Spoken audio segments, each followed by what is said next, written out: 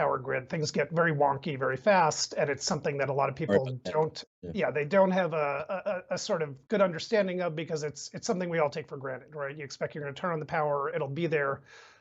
These outages are a fairly new thing for most of us and are making us wake up and realize, okay, we can't really take this for granted. But when you talk about the plan to fix it, it sounds pretty straightforward and bureaucratic, resiliency, transmission. Let's unpack why this is so complicated and why these things are not happening, and why, as you alluded to before, the amount of power line that we're building or transmission lines we're building is just so much less than it was in the past. So a big challenge here, I assume, is community opposition, right? And your bill has to straddle the line of what rights the government, the utilities have to just start building these power lines. How do you handle environmental review? How big of a sticking point are those tensions in trying to move forward with improvements to the grid? Well, there are a lot of obstacles. I mean, if this were easy, it would be done because the demand would draw the investment, right? First, you have to understand that our grid is set up in these regions that aren't particularly incentivized to work with each other.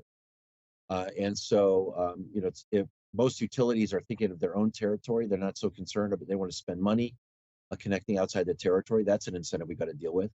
FERC, the regulatory commission, is good at giving permission. They could be better at giving permission, but they're often disincentivized to actually. We can give them all the power in the world, but if they don't want to act, maybe they need some incentive to actually be more aggressive. And then, yeah, from community to community, you've got to prove that this is something that's useful to folks and that it's something that they're going to tolerate. Often you have to compensate them for hosting these power lines, and there's ways to make those deals that are feasible. We've seen that happen throughout the country. There's good models for that. And then you got litigation at the end of the day.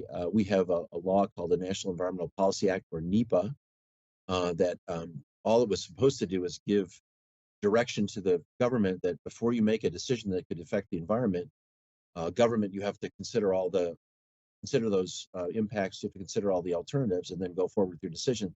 But it's become the most litigated of all the environmental laws. And when a lawsuit takes 4 years, that's a lot of the reason why when you want to build a power line, it takes 10 years to build a regional power line. Only 3 years is construction. We've got 7 years of process in there. And that's a huge issue that we've got to take on. And the point I make too today is, when NEPA was passed and was signed into law, like the first days of 1970, the environmental movement was on defense. We were trying to stop bad things from happening. And NEPA was a good way to slow things down and make sure that all the issues were considered. But now we're on offense. To deal with climate action, it's about building transmission. It's about building offshore wind, utility scale solar, hydrogen pipelines, direct air capture. And we as environmentalists have to be aggressive about building things. We've got environmental laws, ironically, that slow things down. And we've got to modernize those laws to deal with today's challenges. We need that to happen in Congress, but we need support from the outside as well, from the president and from the environmental groups, frankly, many of whom are nervous about making those changes. Yeah, let's talk about the tension